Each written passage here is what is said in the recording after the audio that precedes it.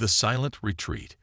The holographic display in the United Earth Command Center showed no room for hope. Admiral Ilara Hassan watched as her senior scientists explained the situation to the assembled world leaders. A quantum tear in spacetime was expanding toward the solar system. Unlike a conventional cosmic threat, this phenomenon couldn't be deflected or destroyed. The tear will reach Earth in 63 days, Dr. Navian Chaudhary said, his voice steady despite the death sentence he was delivering. When it arrives, it will unravel the fundamental forces holding matter together. No bunker, no shelter, no technology we currently possess can protect against it. The chamber fell silent. Ilara had expected screaming, perhaps even violence. Instead, the collective leadership of humanity received extinction with a strange dignity. The evacuation fleet, asked the African Union president. The public fleet can accommodate 30% of Earth's population, Ilara said. The ships are nearly complete. What she didn't mention was the second fleet, 20 vessels equipped with experimental quantum phase drives and stealth technology that her team had been developing in secret for 15 years. While the public evacuation fleet would travel to designated sanctuary worlds grudgingly offered by the Galactic Concord, her covered fleet would disappear into unmapped space. The Galactic Concord, an alliance of 17 spacefaring civilizations, had discovered Earth just 83 years ago. Humanity had been granted observer status, but little more. The established species regarded humans with mixture of curiosity and wariness. Humans innovated too quickly, asked too many questions, and showed too little deference to civilizations millions of years their senior. When the quantum tear was first detected, Earth had petitioned for advanced Concord technology to either stop it or evacuate everyone. The Concord had debated for precious weeks before offering sanctuary for less than a third of Earth's population. Under strict conditions, humans would be settled on resource-poor worlds, would not be permitted to develop certain technologies, and would remain under Concord supervision for their own protection. The Arcturian representative has confirmed they could neutralize the tear, Dr. Chaudhary added bitterly. They have the technology. They simply won't share it. Ilara had anticipated this outcome. The Concord saw the quantum tear as an unfortunate but convenient solution to the human problem. We have 63 days to save what we can, Ilara said. Let's make them count. Departure day arrived with global ceremonies broadcast to every corner of Earth. Families said goodbyes that felt like funeral rites. The massive evacuation vessels rose from spaceports around the world, carrying the hope and future of humanity toward the stars, while billions remained behind. What the cameras didn't capture was the midnight launch of 20 unmarked ships from a hidden facility beneath the Pacific Ocean. Ilara's fleet activated their quantum phase drives as soon as they cleared Earth's atmosphere, effectively vanishing from all known detection methods. Set course for the coordinates, Ilara ordered from the command deck of the lead vessel, Prometheus. Maximum stealth protocols. As far as the galaxy is concerned, we don't exist. Her second-in-command, Captain Miguel Reyes, nodded. Course laid in, Admiral. May I ask where we're going? Ilara displayed a star map. Sector 87 Delta. Unexplored. Beyond Concord territory. Our probes detected an Earth-like moon orbiting a gas giant. It's not perfect, but it's far from prying eyes. The fleet accelerated silently into the void, carrying 100,000 carefully selected humans and the seeds of civilization. Scientists, engineers, doctors, artists, and children. Lots of children. Behind them, Earth awaited its end. The quantum tear arrived exactly as predicted. It engulfed the planet in an expanding cloud of broken physics, breaking atomic bonds and unraveling the fabric of reality itself. The catastrophe was visible across thousands of light years. Observation posts throughout the Concord recorded the event with detached scientific interest. From the Arcturian observation platform, Science Director Vexalot watched Earth die. Regrettable, said Counselor Zith beside her. They were an interesting species. We could have saved them. Vexilla said softly. Too unpredictable. Too dangerous, Zith replied. The Concord voted. The evacuation fleet will be carefully managed. In a few generations, they'll be properly integrated into galactic society. Vexilla wasn't convinced. She had studied human history extensively. They survived ice ages, plagues, world wars, and their own destructive tendencies. They went from primitive flight to crude space travel in less than a century. All the more reason for caution, Zith said, turning away from the display. The refugee fleet will be closely monitored. Any dangerous innovations will be redirected. The Concord's plans for the human refugees proceeded as intended. The evacuation fleet was settled on 8 resource-limited worlds spread across Concord space. Tight restrictions were placed on their technology, research, and growth. Concord advisors monitored their development constantly. Within 50 years, the human colonies were struggling. Deprived of the resources and freedom to innovate, they faced mounting challenges. Disease, resource shortages, and dwindling population threatened their survival. Some colonies were absorbed into Concord member species as a labor class. Others simply faded away. After 120 years, the last official human colony went silent. The Concord officially declared humanity extinct, an unfortunate but inevitable outcome for a species that had evolved too quickly for its own good.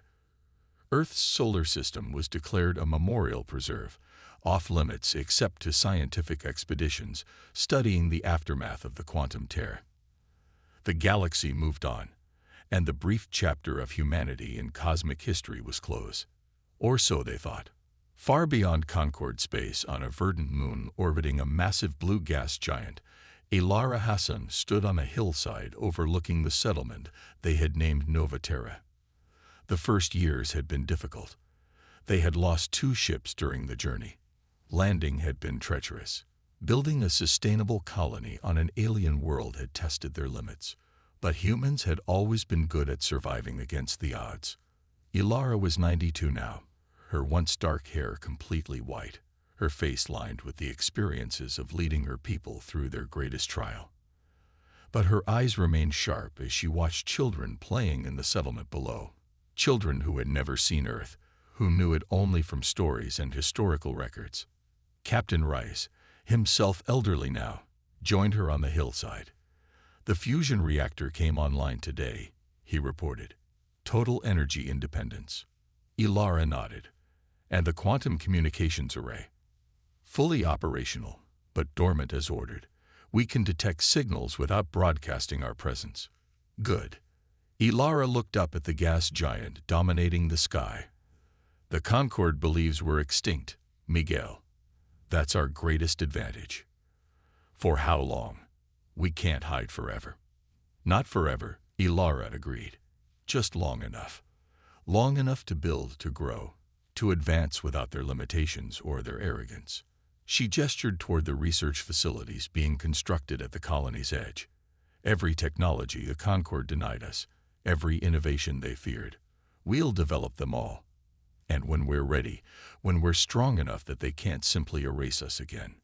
We return, Miguel finished. We return, Ilara confirmed. Not as refugees or observers, but as equals. And they will never threaten humanity's existence again. As the twin suns set behind the gas giant, casting the moon in an ethereal blue twilight, Ilara looked at the thriving community she had helped create. This wasn't the end of humanity. It was just the beginning of something new. The triumphant return. 300 years after Earth's destruction, the moon colony of Nova Terra had transformed beyond recognition.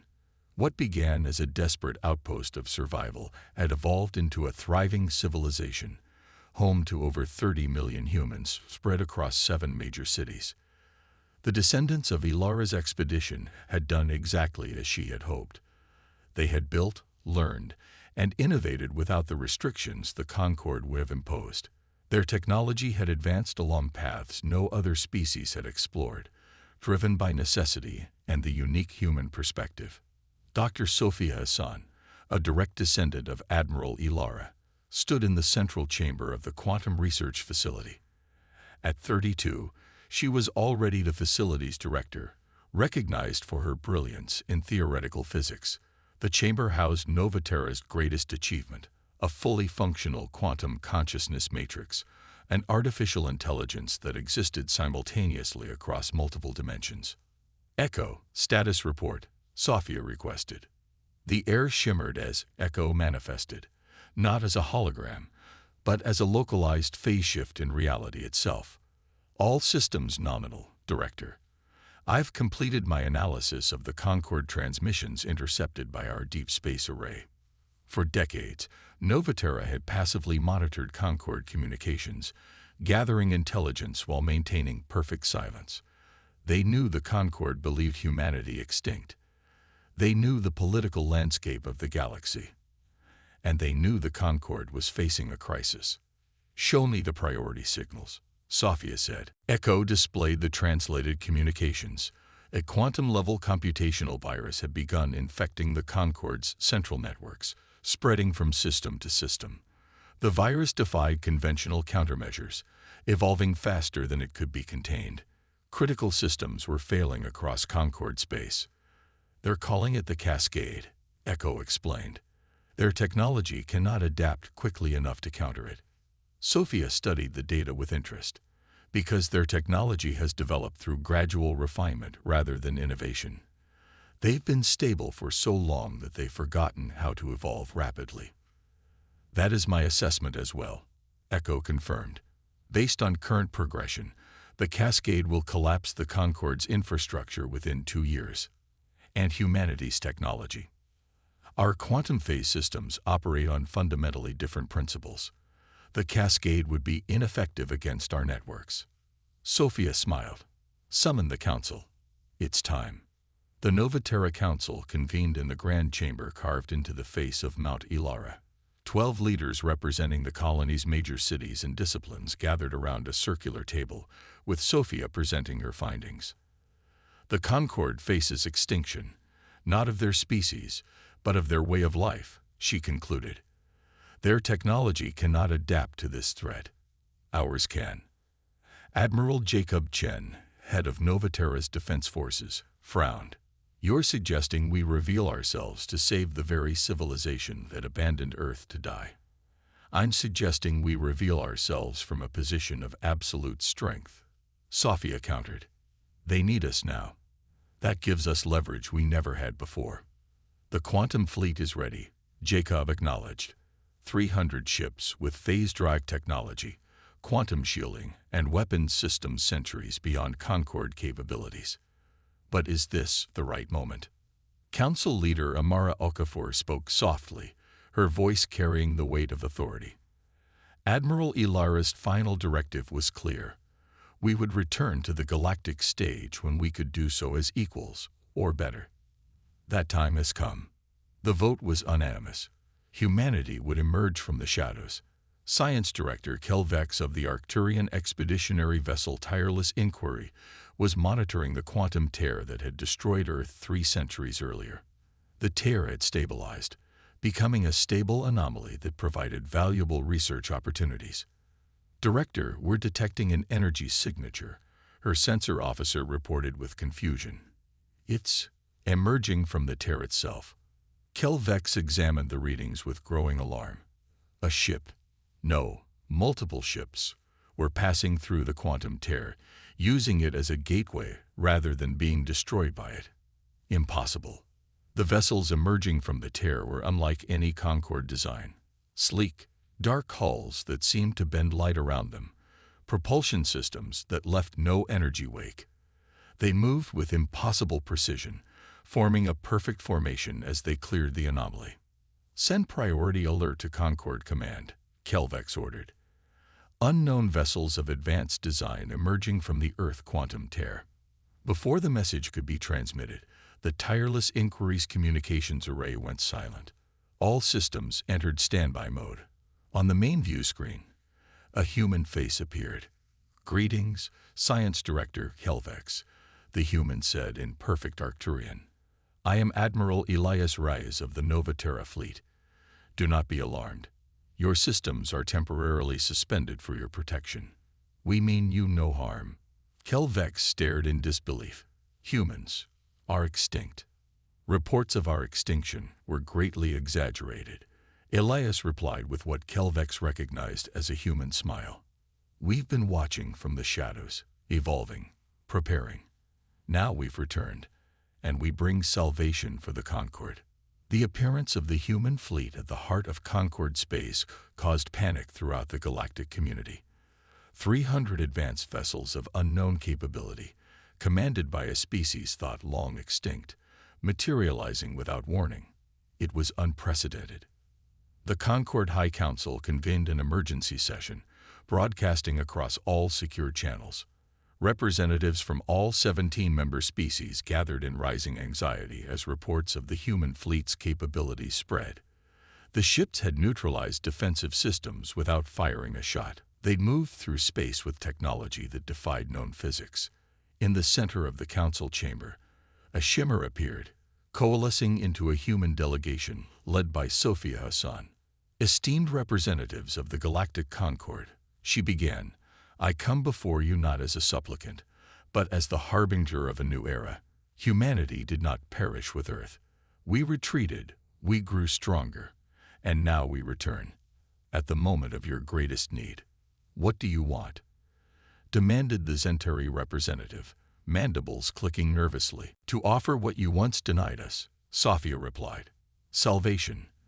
The cascade virus that ravages your systems is beyond your capacity to stop. It is not beyond ours. She gestured, and a holographic display appeared, showing the complex quantum algorithms that could neutralize the cascade. The council members studied it with confusion and growing hope. Why help us? Asked an elderly Arcturian that Sophia recognized as Counselor Zith from the historical records. We abandoned your homeworld. Because humanity has evolved beyond mere vengeance, Sophia answered. We seek partnership, not domination. Recognition, not subjugation. The quantum tear destroyed Earth, but it taught us something invaluable. The universe is too dangerous, too unpredictable for any civilization to stand alone. The negotiations lasted weeks. The human delegation demonstrated their ability to neutralize the cascade virus. They shared technological innovations that astonished even the most advanced Concord scientists, but they also made their terms clear. Nova Terra will be recognized as a sovereign power, equal to any Concord founding member. Sophia insisted. Our territory, including Earth's solar system and our established colonies, will be inviolate. Our technological development will continue without restriction. And what guarantees do we have that humanity won't become a threat to galactic stability? Asked the Zentari representative. Admiral Chen stepped forward. The same guarantee you have from any other member, mutual interest. We could have let the cascade destroy your civilization and emerged afterward as the dominant power. Instead, we chose cooperation. In the end, the Concord had little choice. The human technology was the only defense against the cascade virus. Their ships were generations beyond anything in the Concord fleet, and unlike 3 centuries before, humanity now negotiated from a position of unassailable strength. The Treaty of Nova Terra was signed, creating a new galactic order. Humanity was officially recognized as a major power. The restrictions placed on the few remaining original human refugees were lifted. Earth's solar system was declared a joint scientific preserve, with human scientists leading the research into quantum physics. As the ceremony concluded, Counselor Zith approached Sophia privately. You've achieved what no species has ever managed, the ancient Arcturian admitted. You forced the Concord to change, to evolve. That was always humanity's gift, Sophia replied. Not our technology or our resources, but our perspective. We see possibilities where others see only obstacles. We adapt when others merely endure. And the quantum tear, your ships emerged from it somehow. You've mastered it. Sophia smiled. The very force that destroyed our homeworld became the catalyst for our greatest advancement. That's the essence of humanity, Counselor. We don't merely survive catastrophe. we transform it into opportunity. As the human delegation returned to their flagship, Sophia looked back at the assembled Concord representatives. 3 centuries ago, they had watched Earth die with clinical detachment. Today, they watched with wonder and hope as humanity extended a hand of partnership from a position of unprecedented strength. They had believed humanity was lost, until civilization reemerged in glory, stronger and wiser than ever before. The galaxy would never be the same again.